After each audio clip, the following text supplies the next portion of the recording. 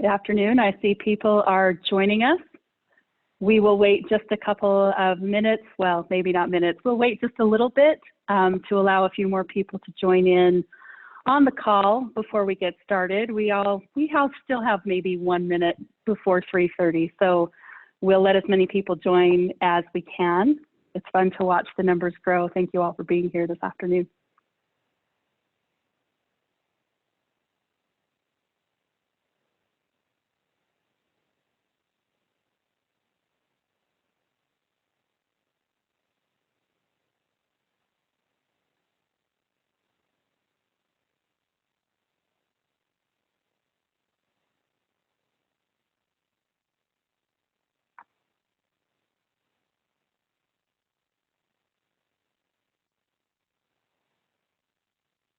All right, it's 3:30, so welcome everyone. Thank you all for joining us this afternoon on a Utah Cultural Sector Community Update video call. We would like to point you to the fact that there is closed captioning available for this call, and you access that by going to the bottom of your Zoom window and click on closed captioning, and then click on show subtitles. If you do that, we have that feature. We're really grateful that we have that so that we can follow along as we go.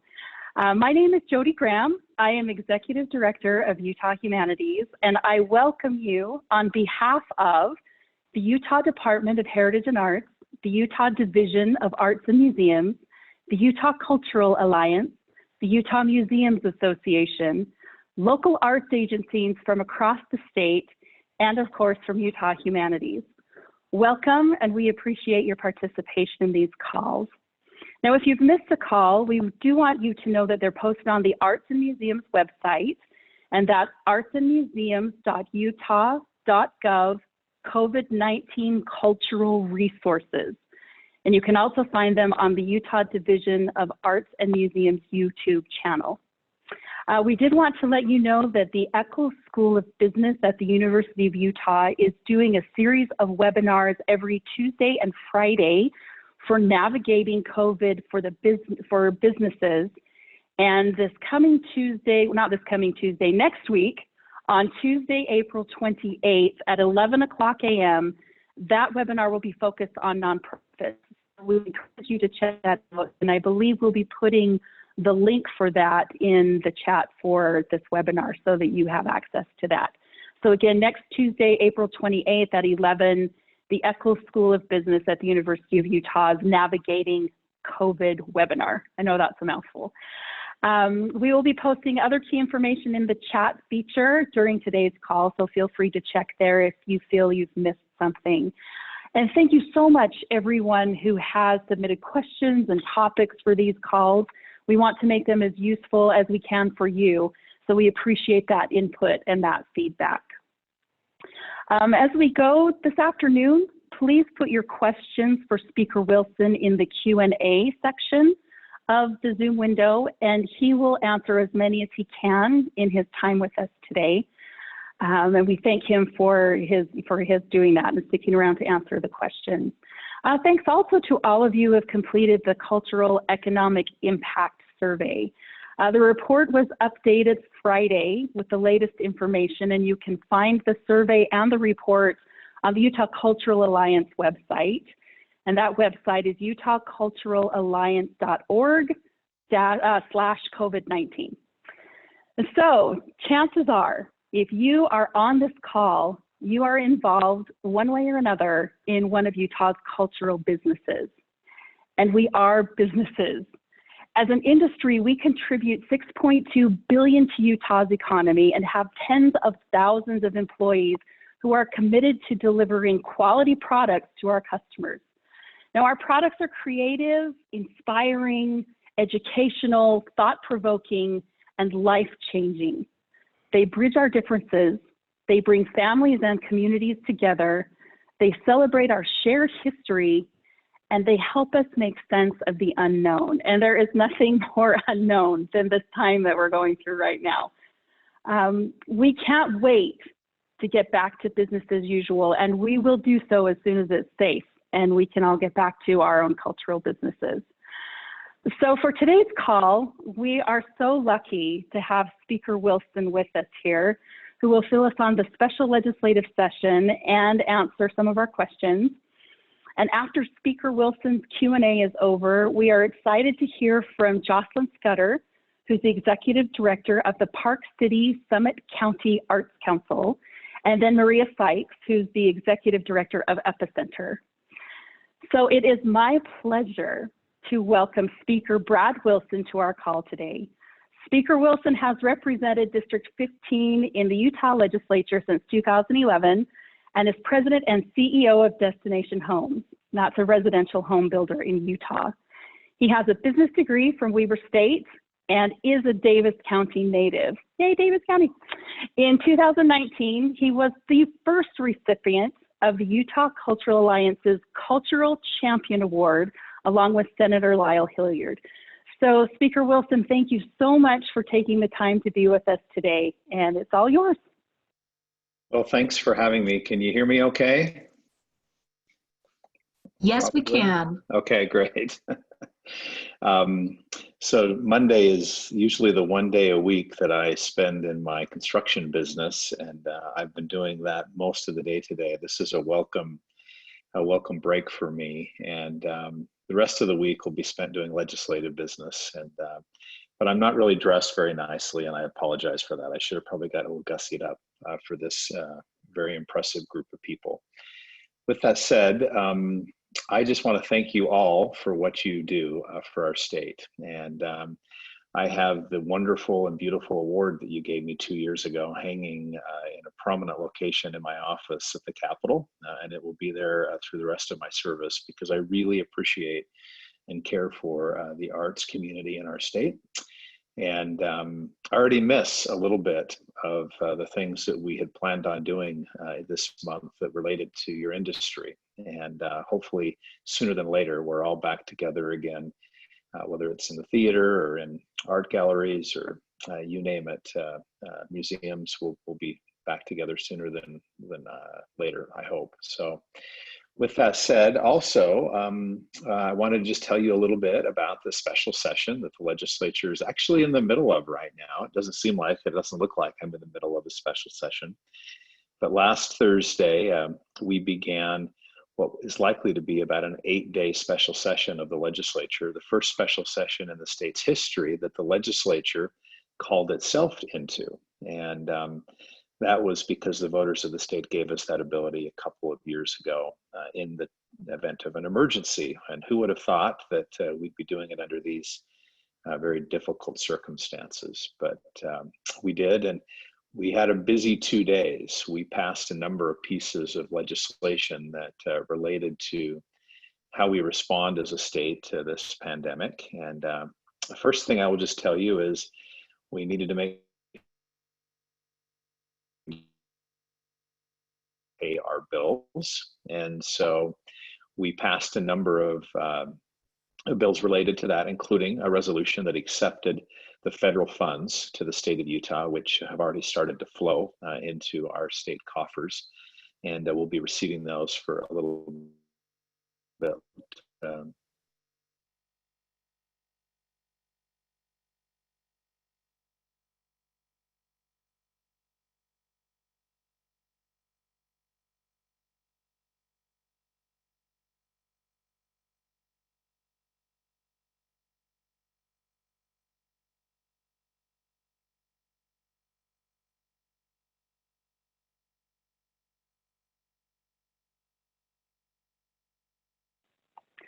Okay, Speaker Wilson, if you can hear me, you have frozen on our screen and on our audio.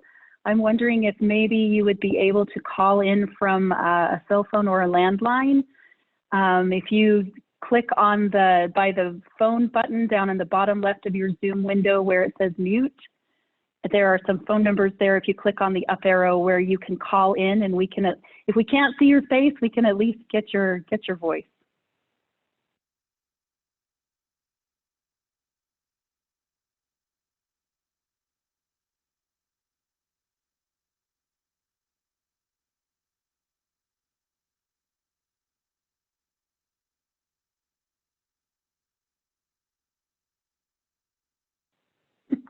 This is the magic of technology. Thank you all for your patience as we're trying to get Speaker Wilson back up online. We'll try to get him up there as quickly as we can. He's just getting started, and I'm really interested in hearing the rest of the things that he had to say. So I just gotten a message that I should mention that the Utah Leads Together 2.0 plan from the governor's office was released on Friday and is available on the state's coronavirus page. And Speaker Wilson, are you back? You there? I am. I'm sorry. I don't know what happened. And you know, it's the beauty of this time that we're in, where you know it's just how it goes, and we're happy to roll with it. We're just glad you were able to make it back in. Well, hopefully I stay a little bit longer. Sorry about that. I don't even know where I got cut off, but maybe I can just sort of pick up. I was talking about the budget, so hopefully that was kind of, we can maybe put that behind us. But I wanted to just mention one other budget item that's kind of weighing heavily on me, and I think is a worry for a lot of people on this call today, which is we passed a resolution at the end of our special session that basically directed state agencies and those that receive state funding to really plan on the money that we appropriated to them last year, not the money that we appropriated into the year that begins in 2021. And the reason for that is our economists right now are forecasting that, that we're going to have to, the we as the legislature, is probably going to have to go in and find somewhere between $500 million and $1 billion worth of budget cuts and savings to balance our budget next year. And so we're a little bit concerned about that for a lot of reasons, and we just wanted people to not spend that money that might be coming to them until they know for sure that it is. And so that's part of the landscape that we're dealing with right now, and is a concern, I think, for a lot of us. And so in terms of next steps, where do we go from here? And we made a lot of changes kind of moving forward with COVID-19 and how we deal with that as a state, whether it's changing our elections so that they can be done in this sort of new world we live in. We also passed a bill, in fact, the meeting just ended, the first meeting of this group, that created an Economic and Health Response Commission that is charged with going out and giving recommendations to Governor Herbert in regards to what we think, they think. I'm not on the commission, I appointed 2 other people instead of myself to it, but what they think the right levels are to start reigniting our economy. And so we created this 4 color-coded structure, and if red is the highest level of intensity, which is where we're at now, how do we move in specific regions and in specific industries to orange? And this commission is actually week that he has until the end of April 30th, to make a decision on whether or not he wants to accept those recommendations. The point being, how do we, in a responsibly but forward-looking way, start to move people back into some semblance of normalcy, but at the same time ensuring that we don't do anything that jeopardizes the great work that we have already put in place to prevent this surge from tipping over our healthcare system. So that commission met for the first time today and is going to be making recommendations to the governor here in the next 2 or 3 days on what that first small step will be to reopen our economy. So that's some of the work that we did during the special session last week. And I would be remiss without telling you a couple of things that are on my mind as we move forward over the next 60 to maybe 75 days between now and the end of June. The legislature will be coming in and making budget adjustments for the 2021 fiscal year, trying to find that $500 million to $1 billion that we think we're going to lose in state tax revenues. The other thing that we're going to be spending a lot of time focused on is what's our role as a legislature, and how do we take this federal money and use it to help organizations and businesses bridge the gap that they're in until the economy starts to move, but also how do we ensure that there are resources and policies in place to help with stimulus when the economy starts to grow again. So I could go on and on forever, but I think probably the best thing to do is to answer questions if that's what you'd like to do now, Jody. Awesome. Thank you so much, Speaker Wilson. The first question that we'd just love to know is if you could tell us who is on the commission that was formed. Yeah, you bet. So I'm going to have to go off of memory a little bit, but there are 10 members, including the executive director of the Department of Health. There are two healthcare industry CEOs, Brian Dunn from Steward Healthcare and Dr. Good from the University of Utah Hospital. You have, I appointed one of my leadership team members, Representative Schultz. I also appointed Steve Starks, who's the CEO of Larry H. Miller Group of Companies. President Adams appointed himself and Senator Hemmert, who was the bill sponsor. Senator Hemmert is the chair. And Brandy Grace, the Utah Association of Counties CEO, is the last member. I think that's all 10. That's off memory too. So that's awesome. Wait, that's really great. Thank you for getting us those just off the top of your head. There have been a couple of questions come in about the Rainy Day Fund and wondering if there's any discussion into tapping into that fund to help the citizens and businesses of Utah recover. Yeah, there has been discussion. The statute actually is very prescriptive about what triggers the use of rainy day funds and what those funds can be used for. We have three kind of main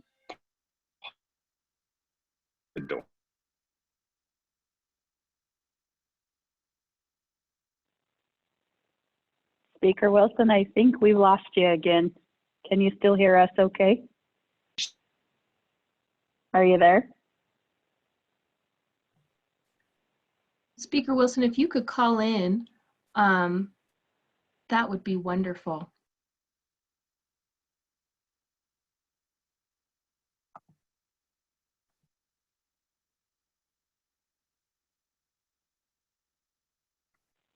This is a great opportunity if anyone else has a question that they would like Speaker Wilson to answer once we have him back up and live.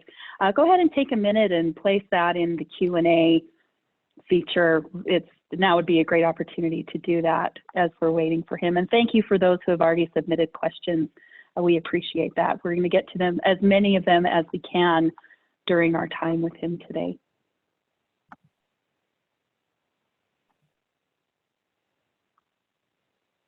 And thank you for your patience as we navigate this technology. I'm sure everyone has had similar experiences with their own Zoom calls, their own online meetings. Sometimes unexpected things happen, but that's okay. We can roll with it.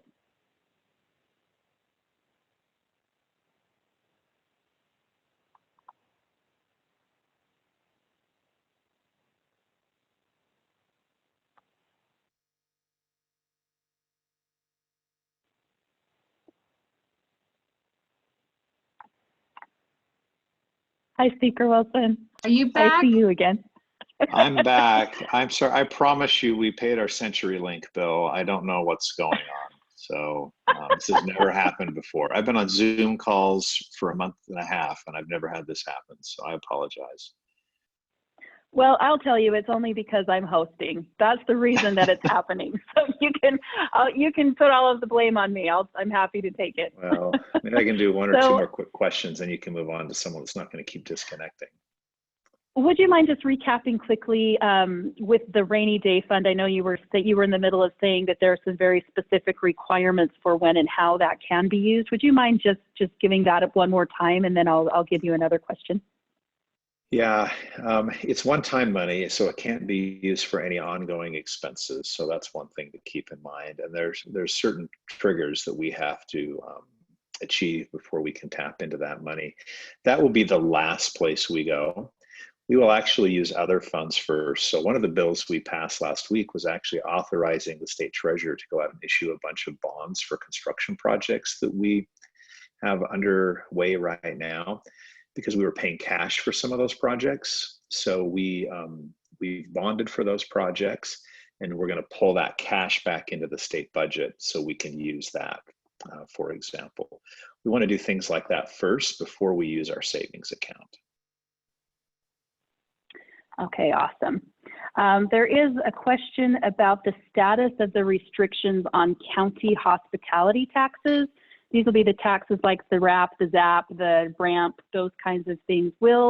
Do you know if any of those restrictions will be lifted, or what other information can you give us there? Yeah, we actually had some discussions about how to best use those different local taxes that are generated from tourism primarily. One of the challenges is there's very strong and different opinions inside some of these counties and inside these industries. We were far from consensus on what the best path forward was to do with that resource right now, what to use that resource for. So I think that you'll probably see that be an issue that we take up in our next special session, which will be in May or June, if we can get people a little bit more aligned. And just real quick, there's two schools of thinking. One school of thinking was, hey, let's free that money up and let the vendors use it right now. But there are a lot of other people that said, no, we don't want to do that. We want to keep that money saved and keep our powder dry because we want that money to be around so we can help bring tourists back to the state when the economy starts to come back. And you can only spend $1 once. So until we can get a little bit more consensus across the industry, we'll probably need to keep working on that one. Awesome, thank you. Shifting gears slightly, how do we go about proposing a back to business plan? And do we take it to the state, the county, or city for review, comment, and approval? Or do we involve a health department person at some level? Yeah, so that's part of the work of this commission, is to take the data from different areas in terms of what the health parameters and the health guidelines need to be based on the current virus transmission rate, and determine the best way in that specific geographic region, an area, to start dialing the knob of the economy back up a little bit. So if you look at the Utah Leads Together plan that was updated last week, the 2.0 plan, it shows a really good example or two in there of what is likely to be the way we come out of this scenario we're in right now, where you're going to have some areas of the state that will get from red to orange and orange to yellow and yellow to green at a different rate than others because the virus spreads differently across the state. And you will see local health department officials and local government officials involved in those conversations across the state. So great question. Thank you. There are a couple of questions regarding theater sizes and patrons and some of the recommendations coming out, particularly with the commission. For example, the Ellen Eccles Theater in Logan seats 1,100 patrons, and with the requirements, they would only be able to seat a total of 184 people. So just kind of get your thoughts on the decisions and recommendations and how that would affect larger venues like the Ellen Eccles Theater in Logan. Yeah. Well, I think that work is yet to be done. We want to get, I've got two different theater season ticket subscriptions, both of which are gathering dust on my desk right now. We want to get those theaters open as soon as we can. The truth is, I don't think those details have been worked out, and we're going to rely on this industry, your industry, to help us figure out some of the best ways to do that. And the commission will be helping determine those specific guidelines, but we need to get it done sooner than later. It's not the same, but it is a related industry. Steve Starks with Larry Miller Group, they own all the Megaplex theaters. So I know that he has some interest in getting theaters open in a responsible way as well. So it is an item that started to be discussed today and will be addressed fairly soon, if it hasn't already been since we started talking. Well, thank you. And thank you for being a season ticket holder. We really do appreciate that as well. They're here somewhere on the desk. I don't know where they are. You don't need to show us. We believe you. So one final question is, we have a question. We did not manage to apply for the PPP before it ran out. So wondering about the almost $3,000 in taxes due on April 30th, state and federal. Any guidance you could give us there? Yeah, well, first of all, as soon as the federal government opens up PPP again, which I think will happen, in fact, hopefully this week, I would get back to your banker and apply so you can get some of that money. And it happens pretty fast. A lot of people within a week of applying are getting that funding to them. So don't give up hope yet. There's still going to be, I think, another window to achieve that. The second thing that I would say is we don't currently have plans at a state level to waive tax liability for sales or payroll tax. And this isn't going to help you for April 30th, but we will be in May as a legislature talking about are there programs and vehicles that we should be putting in place at a state level to help small business, and I would include certain nonprofits in that to help them bridge the gap and then start to come out of this. So my recommendation, and I'm getting a little bit over the tip of my skis here, but I would contact the State Tax Commission if you think you're going to have problems with April 30th and see if there's something you could work out with them. Wonderful. We did have one more question come in, but I wanted to leave that up to you if you had time, if you were okay to answer one more before yeah, I we can try to be brief. quick. It's always hard for a politician, but I can try to be quick. Well, hopefully it won't be too hard.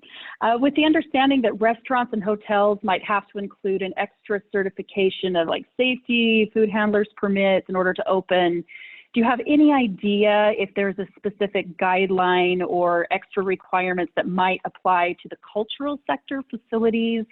So sort of the cultural equivalent of those extra safety parameters. Have you heard anything about that? It's a really interesting question. And let me tell you what we're anticipating with these organizations or these businesses that are in the hospitality industry related to food is through DOPL, we would add another layer of certification, and it would just be done electronically. So people would go online, take a test, and they would be certified to do that. There hasn't been as of today, but maybe we should. I'd be interested to get your feedback as an association. Maybe we should do that and expand it to your industry as well. And absolutely, if that's something your industry thinks would be helpful and valuable, we'd be happy to help support that and put some state resources into making that happen. On the other hand, I would say sometimes government can slow things down for reasons that are not necessary. And so we don't want to step into that lane and cause problems for you. I think this is going to be with us for quite a while, folks. And I think you all know that as well. I wouldn't be surprised if we're still dealing with this in some form or fashion, the first quarter of next year. And we're all going to have to probably figure out ways to deal with this. And it might be best for us just to all figure it out on our own as much as we can. So.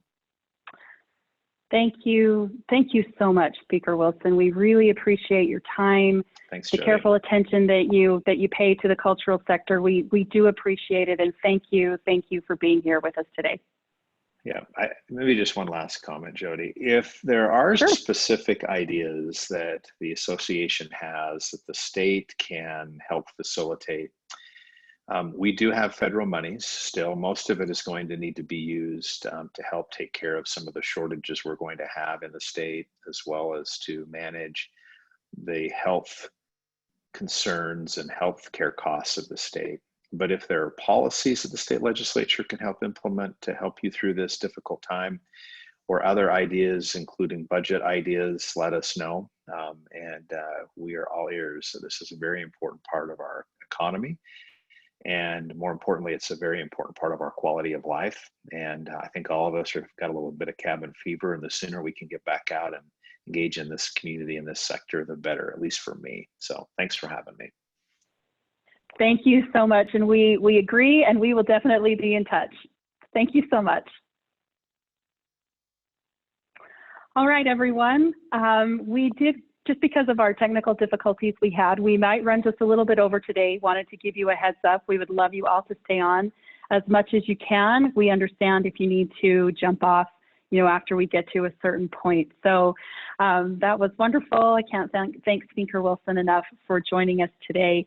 And so now we'd like to move on to the next part of our call here. And I'm excited to introduce you to Jocelyn Scudder. She is the Executive Director of the Park City Summit County Arts Council. And the Arts Council was founded in 1986, and it's one of the oldest arts and culture organizations in Park City. In the past 3 decades, they have advocated and secured significant funding for arts and culture, incubated numerous arts and culture organizations, built audiences for established and emerging artists, and helped promote a world-class cultural tourist destination. Most importantly, they have helped make art a part of their community. So take it away, Jocelyn. Hey, thank you so much. Can you hear me and see me okay? We gotcha. All right. Well, thank you so much for having me. I feel incredibly privileged to be here with all of you today to not only listen and learn about what's happening around the state of Utah. I'm so grateful for Speaker Wilson's time to update us on the current legislative session, but I also feel privileged to have an opportunity to talk about what is happening in Summit County and our local cultural sector during this time. And so thank you so much for that amazing introduction, Jody. The Arts Council's mission here in Park City, Summit County is to promote, support, and strengthen arts and culture in our community. And so through this work, we serve both arts and culture nonprofits as well as creative individuals. And so while this pandemic has presented so many challenges for all of us, personally, professionally, across all industries, many are out of work. I feel really privileged to still be working from home, but also the people working from home, we're not just working from home. I mean, we're trying our best to work from home during a pandemic. It's a different ballgame, and it's exhausting and can be a little daunting at times. And so while we're presented with all this daunting array of challenges, my optimism has been lifted on a daily basis, thank goodness, by conversations with our local arts and culture organizations and our local artists who are all mobilizing to keep arts and culture alive in our communities. And I've been consistently inspired by the innovation, creativity, ability, and willingness to be nimble and quickly adjust in times of uncertainty. And so the goodwill of these organizations is just so heartening and inspiring, showcases incredible leadership. I know I'm probably preaching to the choir here. You are all arts enthusiasts. But one thing I wanted to do is just talk to you about some of our local arts and culture organizations who are working incredibly hard, as many of you are, to pivot their programming models to ensure they're continuing to serve their communities, staying connected with their patrons, showcasing leadership in creative problem solving, as well as collaboration. And so one thing I know many organizations and individuals are kind of struggling with right now is how to monetize programming as they transition into digital platforms and virtual experiences during these temporary venue closures, which kind of leads me to my first story from the field. I want to talk to you a little bit about Park City Film. They're an organization here. They're our local nonprofit art house cinema, and they do a great job. They present an impressive programming of independent feature films, documentaries, world and local cinema. They've been around since 1995. Their mission is to create community through film, and I personally think they do an incredible job. Everyone goes to the Jim Santee Auditorium to watch the independent films they present. People bring their own popcorn bowl. It's definitely a local staple and a really important gathering space for our community. And so while all commercial theaters are shut down, Park City Film has been able to work with smaller streaming platforms to launch a virtual cinema program. And this allows them to maintain their originally planned film screening schedule and offer their audiences the opportunity to see films at home that they would otherwise see on the big screen. Now, I know this has been no small feat. Park City Film is currently utilizing 6 different streaming platforms to offer this visual screening service. So, and the streaming services, really the reason is that many of them are dependent on who represents the film, etc. So they've jumped through a lot of hoops to make this happen for their community. But what I was most struck and impressed by was the partnership between the independent and foreign film distributors and the independent theaters. It exemplifies incredible collaboration and camaraderie, recognizing that they need to work together to survive this as a collective. So the virtual cinema program enables Park City Film to show the same quality content that they were planning on before they had to close their doors. Now, while ticket sale revenues are still taking a severe hit, they usually have around 700 to 800 people per film. They had about 63 people in attendance, the last one. So it's not solving the whole problem, but I don't think that's the point. It is a way for the independent and foreign film industry as a whole to stay engaged with their audiences, generate some revenue to retain some staff, and stay relevant. The partnership offers a chance for these theaters to make money while their doors are closed, supporting the overall ecosystem of independent film exhibition.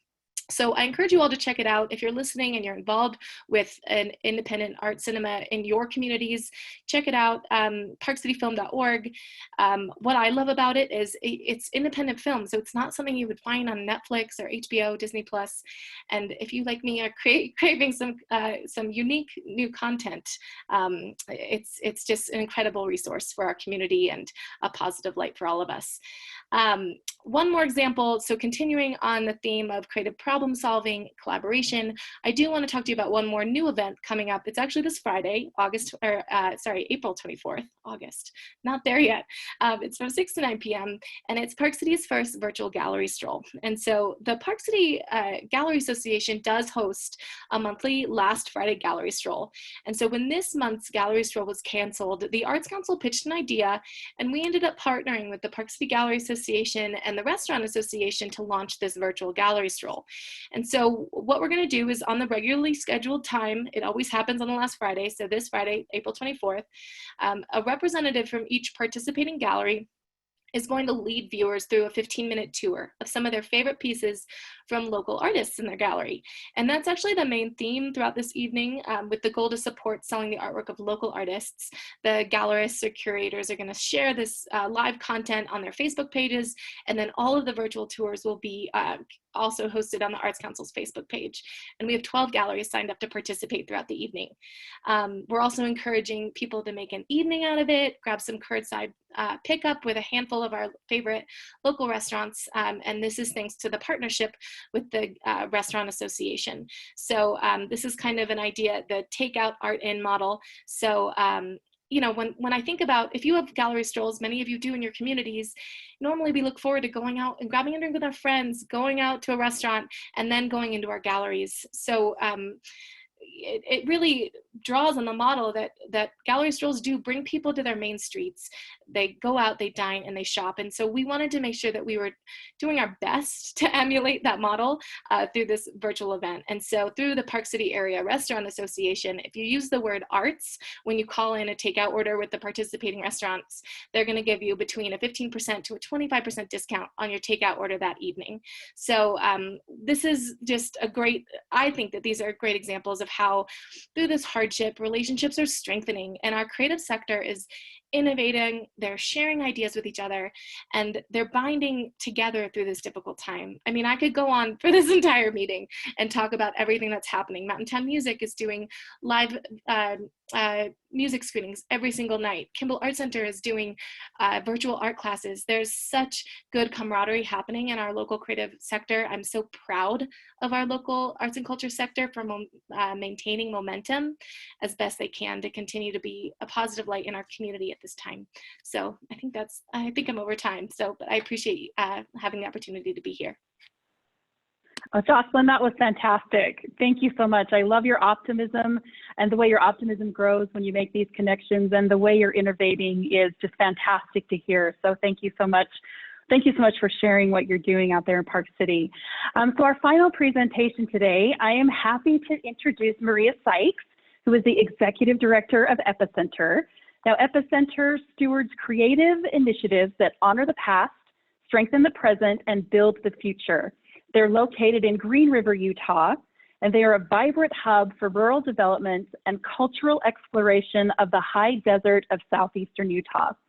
Epicenter advocates for rural communities and contributes to the dialogue on contemporary place-based work in the United States. Thank you, Maria. Thanks for having me. Speaking of place-based work, my neighbor has just decided to till his entire yard right when I'm going to be talking. So hopefully it won't be too crazy. I'm actually going to share my screen to show you guys some of the exciting things that are happening down here in Green River. I pulled up this map because it was kind of the quickest way to see where we're talking about here. So Epicenter is an organization that typically is all about celebrating and promoting this area. But right now, we're on lockdown and we do not want folks visiting the area, mostly because if you guys can see my cursor, Emery County, Carbon County, all the way down to Grand County and Moab, we probably have a dozen ICU beds, and that's for tens of thousands of people. Plus, we have really limited emergency services here. So we're in this really particular situation where we're unable to say, hey, come patron our businesses, come to our events. We're really, really like, please actually stay away for our own safety. That being said, the Emery County Travel Board, Epicenter, the City of Green River, and the Emery County Business Chamber all came together, and we tried to figure out a way to promote our local businesses and get some revenue flowing here. So we came up with this campaign called Swell of Support. That's a play on the San Rafael Swell for anyone who's been to this area. And basically it's, hey, come buy gift cards online and redeem them for the figurative tomorrow.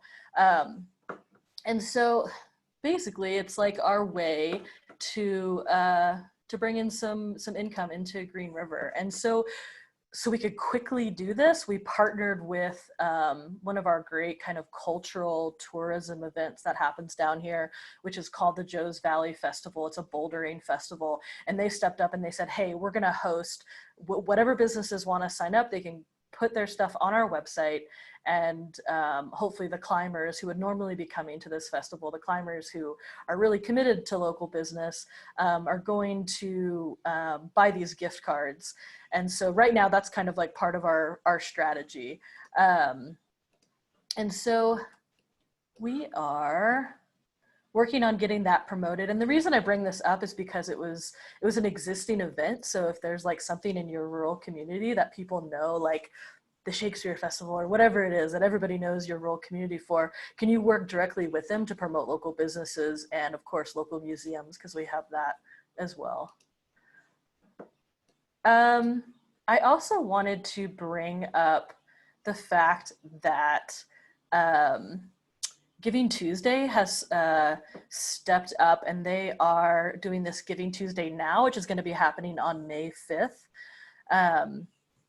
And I thought this was a really exciting opportunity to potentially fund something new and COVID-19 related, because it feels a little bit weird as a nonprofit organization to ask people who are potentially out of work to donate to your nonprofit. So instead, we have decided that we're going to start a workers fund. Epicenter is going to start that, and we're going to be launching that on May the 5th. And so this is something that's going to be happening, and I encourage everyone to kind of check this out. I assume there's still going to be a Giving Tuesday kind of in November, but who knows? And part of the strategy for this is that the CARES Act is allowing for up to $300 in charitable contributions above the line deduction. And so this is where the number, like the magic number that we're going to be asking people to contribute to this fund. So that's something to be aware of. Get familiar with the CARES Act if you can. I also wanted to bring up the fact that a lot of rural places are, there's not a ton of designers out there, and I wanted to point out that there are some really exciting things going on in cities that can benefit rural places. Like this is just one example. This is a design firm located in Portland, Oregon called Hub. And they are asking businesses, nonprofits, whoever, to reach out to them and talk about discounted rates and trade, or even a donation for like helping with marketing or design. So if you are coming up with a fundraiser campaign, or you need to get some information out there, see if there are designers, graphic designers in your area that are looking for work, and maybe you can trade them theater tickets or something like that that they could use in the future. Also, on that note, Thought Lab is offering a marketing grant for small businesses, which also applies to nonprofits. And so this is due in 2 days, but this is also something potentially that you could capitalize on for your nonprofit or partner with a local business possibly. And then finally, I know a lot of nonprofits don't have the ability to hire a designer. Maybe you just need something quick and dirty. I want to remind you that canva.com exists. And this is something where you can just make a quick Instagram story or whatever it is and just, get your message out there. Oh, I remember something I forgot to remember. With the Swell of Support, with the gift cards, we have our Emory County Business Chamber is going to be covering the credit card fees. So bringing in all those different partners is kind of what's making that possible. Because like our businesses here in Green River, not everybody has a website. So that's kind of our way to quickly get all of that on there. And then finally, I just wanted to share with you a really inspiring project that I was made aware of. If you've never heard of the Bitter Southerner, I highly recommend checking them out. They're kind of like a bunch of folklorists in the South that bring some really wonderful things to our attention through their podcast and their website and different publications. But this project specifically was called Let's Stay Together. And it's the Quarantine Portrait series by Jamie Harmon, who's a photographer in Memphis. And I just thought it was a really wonderful way of capturing kind of what we're going through now. I know we're all looking at the light at the end of the tunnel, like let's get through this, but also like there are some ways that artists and folks can contribute and celebrate. Like it's saying weird to celebrate this time, but the fact that we are alive and that we are able, some people are able to stay home or whatever it might be. I think it's just exciting when artists can bring to light kind of the time that we're going through right now, even though it is a really, really hard time. I just thought this was a beautiful portrait of people staying home. Yeah, just a really cool project. So I think that's all I really wanted to talk about.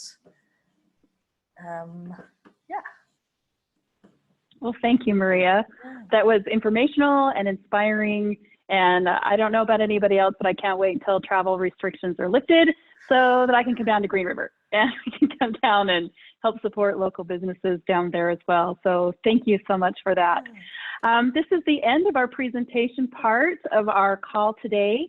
I would like to point you to the chat one final time where there is a link where you can find information on the industry guidelines for events.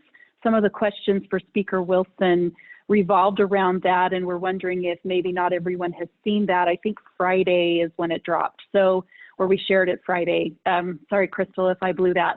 But look in the chat for information on guidelines for events that you can find there.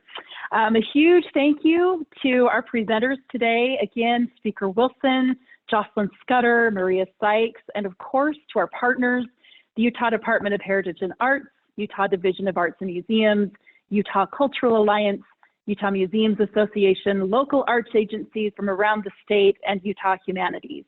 And thanks to all of you for your courage, for your creativity, and for your participation with us during this unprecedented time. Be healthy, be happy, and we'll see you all next week. Bye-bye.